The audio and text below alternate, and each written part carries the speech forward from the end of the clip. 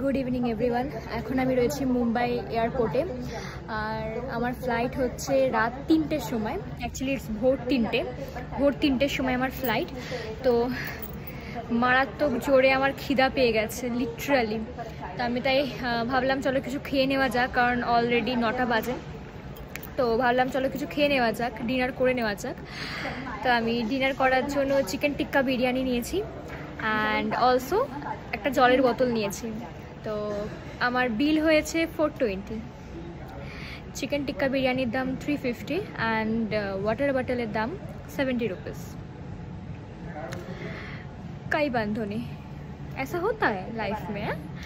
সব জায়গার টেস্ট আমাদের নেওয়া উচিত এইভাবে। তো আমি এটাই তোমাদের শিক্ষা দেওয়ার জন্য এই ভিডিওটা করছি। তোমাদের সব জায়গার টেস্ট এরকম নেওয়া উচিত, এরকম বেশি দাম দিয়ে খাওয়া উচিত। 10 টাকার জলের বোতল তোমরা 70 টাকা দিয়ে ভাবে কিনে খেতে পারো। জানি না ভাই ওই জলের মধ্যে কী দিয়ে দিচ্ছে ভাই, রূপ কি বেড়ে উঠবে, আমার জৌলস বেড়ে উঠবে নাকি জানি না, যে 70 টাকা নিচ্ছে কেন ভাই। কাই বান্ধনি। তো এখন আমি খাবারই পাইনি, তো আমাকে ওয়েট করতে বলেছে 2 মিনিট। আমি ওয়েট করবো 2 মিনিট, তারপরে দেখা যাক টেস্ট কীরকম হয়। তো চলে এসেছে আমার বিরিয়ানি। সেন্ট তো দারুণ বেরিয়েছে, খুব ভালো স্মেল আর কি। এখন খেয়ে দেখবো যে কেমন খেতে এটা। আমার মুখ এখানে কালোই আসবে, বাট প্লিজ একটু অ্যাডজাস্ট করে নিও।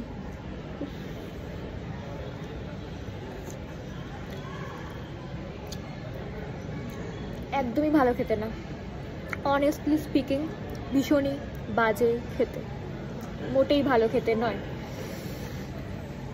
বাট কোনো ব্যাপার না, যেরকম আমি বললাম সব জায়গার এক্সপিরিয়েন্স করা উচিত আমাদের।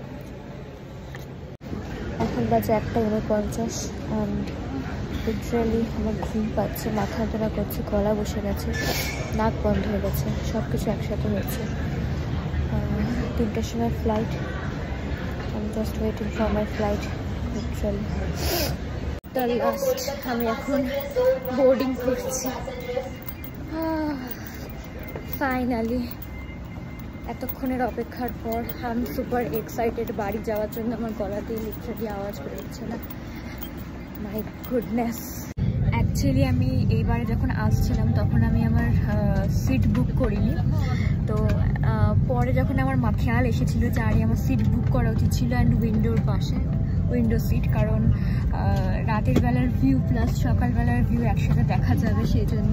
বিকজ এখন 3টে বাজে, মানে 2টো বাজে অ্যাকচুয়ালি। 3টের সময় আমার ফ্লাই করতে চলেছি।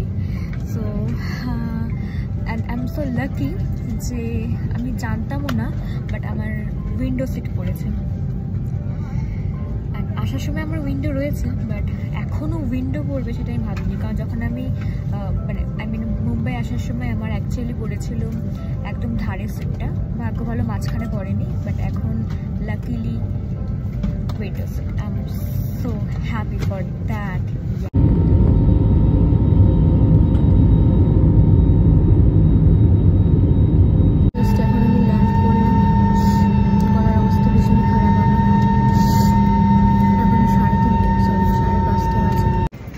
লাস্ট আমি আমার লাগেজ পেয়ে গেছি।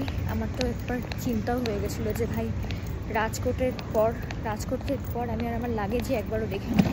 একবার ডেস্টিনেশনে গিয়ে আমার লাগেজ পেয়েছি, এটা আমার একটু চিন্তাও লাগছে যে লাগেজটা পাবো তো, লাগেজটা কোথাও হারিয়ে যায়নি তো।